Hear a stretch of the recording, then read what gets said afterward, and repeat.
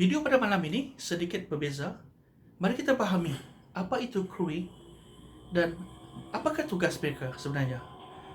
Berikut adalah sedikit pengenalan berkenaan dengan crewing. Ada syarikat yang mempunyai dua human resource. Yang pertama dipanggil di bahagian shore, iaitu bahagian darat, dan yang kedua dipanggil sea. Kedua-dua HR ini mempunyai fungsi yang sangat berbeza sebenarnya. HR yang di bahagian laut akan dipanggil sebagai crewing ataupun manning. Apakah kelayakan kerja sebagai seorang crewing? Sebenarnya tiada kelayakan yang khusus untuk yang bekerja sebagai crewing. Ada di antara crewing ini berkelayakan sebagai jurutera, ada yang berkelayakan sebagai banker, ada yang berkelayakan sebagai civil engineering, ada yang berkelayakan sebagai logistik, ada juga mereka adalah sebagai HR itu sendiri, dan ada juga yang menjadi crewing adalah bekas pelaut yang ingin bekerja di darat, dan banyak lagi kelayakan sebenarnya. Kerjaya crewing ini sangat mencabar kerana anda perlu menjaga klien. Dalam masa sama anda perlu memahami SOP. Dalam masa sama anda perlu faham undang-undang. Anda perlu faham Jabatan Laut. Yang paling penting anda perlu faham macam mana communicate dengan orang, iaitu pelaut. Kerjaya seseorang crewing ini memerlukan seseorang yang berpengalaman kerana anda perlu tahu yang pertama, client requirement seperti Petronas, Shell, Repsol, Murphy, Carigali Hess, Inquest, ExxonMobil, Hibiscus, PTTEP, Chevron dan beberapa klien yang lain. Rata-rata je, kebanyakan semua klien ini mempunyai requirement yang berbeza. Dan semua ini tidak bertulis. Hanya anda perlu tahu dan ingat apakah kelayakan ataupun requirement yang diperlukan setiap klien ini. Yang kedua, flag requirement. Setiap flag mempunyai requirement yang berbeza. Contohnya kapal itu didaftarkan di Malaysia, pendaftaran Singapura, pendaftaran untuk Panama ataupun Marshall Island. Yang ketiga, anda perlu tahu IMO, iaitu badan yang diirapkan untuk pelaut.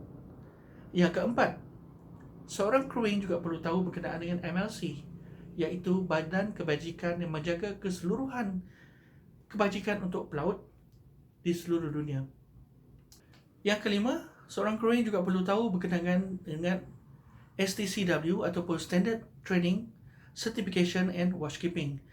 Di dalam STCW ini, anda akan tahu berkenaan OCOC dan semua sertifikat yang diperlukan untuk menjadi pelaut. Yang keenam, anda perlu tahu labor law. Di Sabah dan Sarawak, labor law-nya agak berbeza kerana mereka menggunakan ordinance. Manakala di Semenanjung agak straightforward.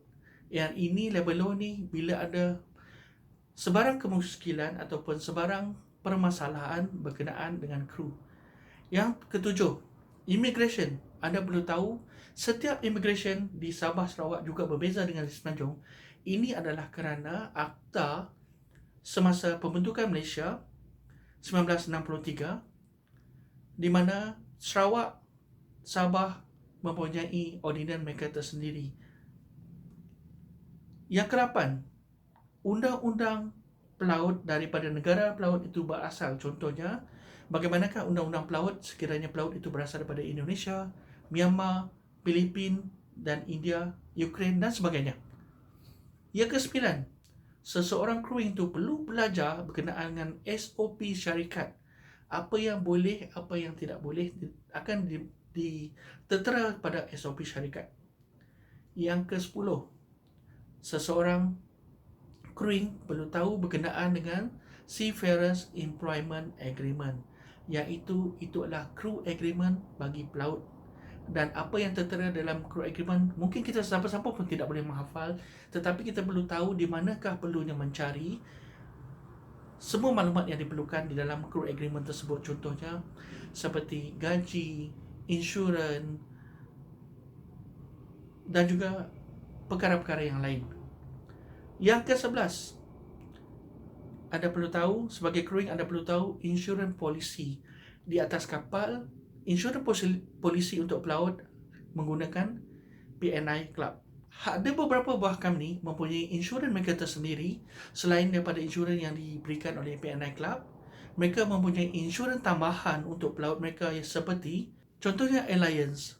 Dalam tempoh 2.5 bulan, mereka akan di-cover oleh insurans tersebut. Amat jarang syarikat mempunyai insurans polisi tambahan ini. Kebanyakan polisi insurans adalah semasa bertugas di atas kapal. Dan insurans yang dibuat oleh Alliance ini adalah insurans semasa send off dalam tempoh crew send off. Mari kita lihat apakah tugas seorang crewing sama ada di offshore support vessel OSV ataupun merchant shipping. Berikut adalah serba sedikit tugasan seorang crewing. Yang pertama, kita bermula dengan hiring crew. Maksudnya kita mencari kru melalui media sosial, sama ada Facebook, website ataupun WhatsApp. Yang kedua, proses untuk rekrut kru. Yang ketiga, menyemak CJ dan dokumen kru mengikut checklist dan juga requirement. Keempat, menguruskan training dan pembangunan kerjaya kru. Kelima, mengurus dan merancang penempatan kru. Keenam, menguruskan jadual kerja kru di laut dan juga di darat. Ketujuh, menguruskan perjalanan kru keluar daripada rumah, mengikuti kursus, flight ticket, makan minum, hotel, PPE, interview, sehinggalah kru selamat sampai di atas kapal ataupun selamat send off. Kelapan, pembayaran gaji, iaitu dengan memberi timesheet setiap bulan daripada kapal. Kesembilan, kebajikan kru seperti yang tertera dalam Seafarers Employment Agreement. Kesepuluh, bertindak sebagai kaunselor kepada kru dan juga keluarga sekiranya kru menghadapi masalah. Kesebelas, menguruskan perjanjian anak-anak kapal dengan Jabatan Laut. Kedua-belas, pentadbiran dan pengurusan invoice yang mana melibatkan daripada mula kru itu bergerak daripada rumah sampailah naik kapal, yang mana melibatkan transportation, flight ticket, hotel dan semua invoice itu akan diuruskan oleh kru.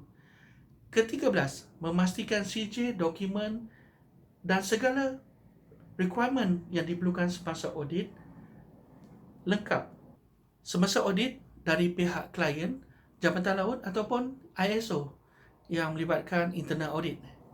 Ke-14, memastikan kos dikawal sebaik mungkin melibatkan kru daripada mula kru bertolak daripada rumah, hotel, transportation, kursus, makan minum, standby dan perancangan mereka sehinggalah naik ke kapal. Perancangan untuk join kapal ini mengikut vessel budget.